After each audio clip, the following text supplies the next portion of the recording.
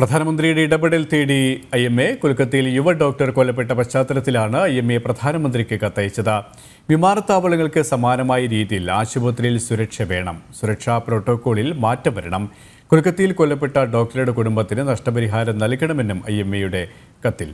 വിവരങ്ങളുമായി ഗൗതം ചേരുകയാണ്. ഗൗതം, പ്രധാനമന്ത്രിയുടെ ഇടപെടൽ തേടിയാണ് IMA കത്തയച്ചിരിക്കുന്നത്. കത്തിലെ പ്രധാന പരാമർശങ്ങൾ എന്തൊക്കെയാണ്?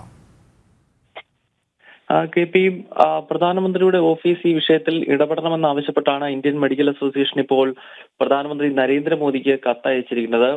സംസ്ഥാന സർക്കാരിന്റെ ഭാഗത്ത് നിന്നും ഒരു നടപടിയും ഉണ്ടാകുന്നില്ല.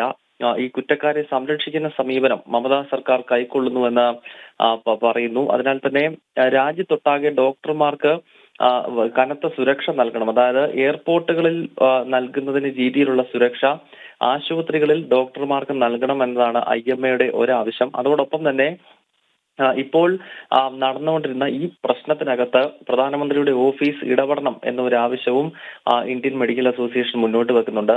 രാജ്യത്തൊട്ടാകെ IMAയുടെ നേതൃത്വത്തിൽ വലിയ പ്രതിഷേധം ഡോക്ടർമാരും നഴ്സുമാരും നടത്തി വരികയാണ്.